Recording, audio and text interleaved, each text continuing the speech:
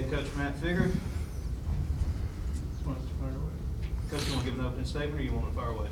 I felt like we came out and we fought and we competed. I give a lot of credit to Coach Anderson and Arkansas from the standpoint of their kids also fought and competed, and when they got down 4, I thought the crowd got involved and they really dug their heels in and made it hard for us, and I thought that's where the game was lost, and the game was won for them, was that 52-48 stretch there. I think it was right before the 8-minute media, maybe, somewhere in there.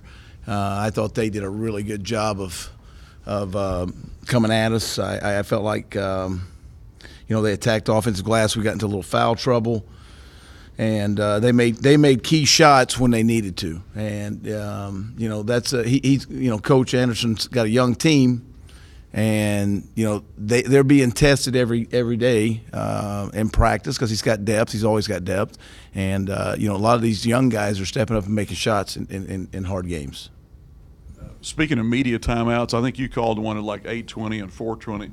Was that with the idea that there might be another one under? I mean, what's the deal this year on that? I just didn't want to lose the lead. They were coming at us, and at that time, if I would have got to the media, we might have been down 12 points. I tried to stop the hemorrhaging.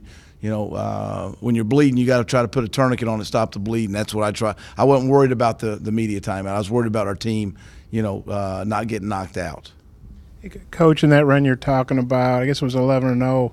Keyshawn Embry-Simpson hit a 3 and a driving basket. He ended up scoring 14 points all in the second half. What'd you think of his playing? Did he surprise you? No, yeah. I mean, he got his number called, and I felt like he was, that stretch he was a difference maker. He only played 13 minutes, but you score 14 and 13. That's a pretty good number, and I thought he was the difference in that stretch in the game. Scored 14 and 9 in the second half. I mean, he was everywhere. He did a really good job for them, and we all know how good Gafford is. I've watched him. I felt like we probably underestimated what he was capable of, and he did some good things. And it was so fast, and it's such Arkansas basketball is that.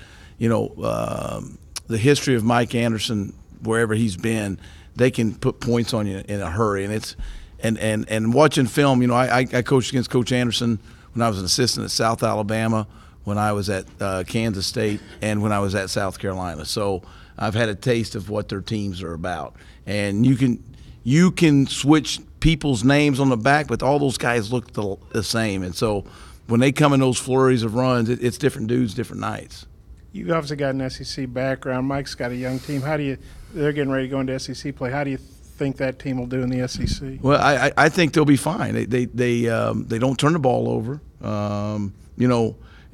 Give them credit. They 11 turnovers maybe for you guys may be high, but we're one of the nation's leaders in forcing turnovers, and they took care of the ball, and that's a credit to their point guard and to some of the stuff they do. They're so good at moving the ball. 21 assists.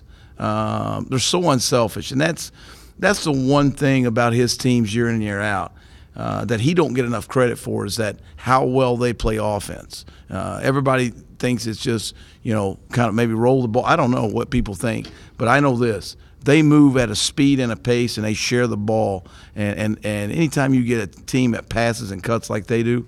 That's a credit to him, and they're going to be fine. They're going to be fine. When you got a potential first-round draft pick in Daniel Gafford who can go out every night and get you double-doubles, and then a kid like Joe who's come out of, I guess I'm out of the high major recruiting, so I don't really know. I know he's a freshman, but kid's got an unbelievable jump shot.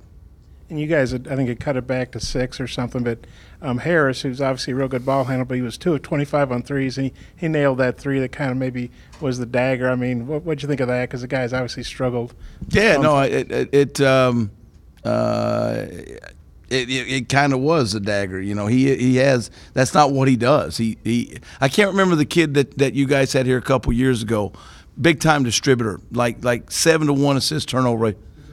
Yeah, never shot, never. But when he made one, it was like, all right, what do you do?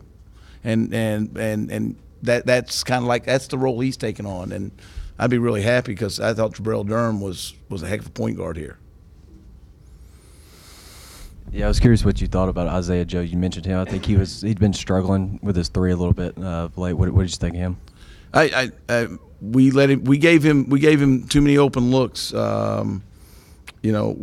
knew going in that he could shoot it now, and if he makes shots, they're going to be right in the hunt of competing for a upper tier berth. And he needs to make shots, but he's a freshman, and freshmen go through some lulls, and good kids that work hard, they go get in the gym and they'll make shots. And that kid, I'm sure, was a competitor, wants to win, got in the gym and shot balls, come out and made shots.